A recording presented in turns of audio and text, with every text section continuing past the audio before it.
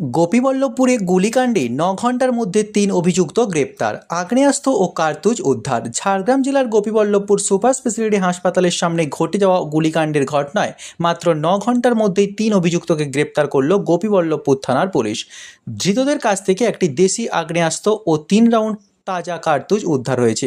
Police সূত্রে জানা গিয়েছে, বৃহস্পতিবার গোপীবল্লভপুর সুপার স্পেশালিটি হাসপাতালের কাছে মদনশোল গ্রামের বাসিন্দা আকুল সেনাপতিকে লক্ষ্য করে মোটরসাইকেলে এসে দুই দুষ্কৃতী গুলি চালায়।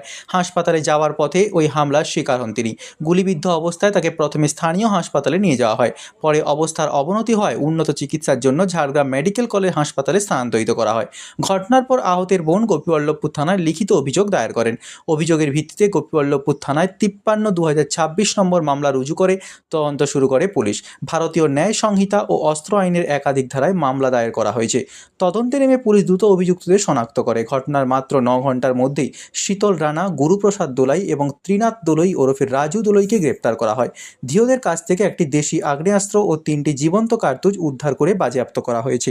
পুলিশের দাবি, ঘটনার নেপথ্যে অন্য কোনো ব্যক্তি বা বৃহত্তর ষড়যন্ত্র জড়িত রয়েছে কিনা তা খতিয়ে দেখা হচ্ছে। ধৃতদের জিজ্ঞাসাবাদ করে ঘটনার প্রকৃত কারণ জানার চেষ্টা চলছে। পুরো ঘটনার তদন্ত অব্যাহত রয়েছে।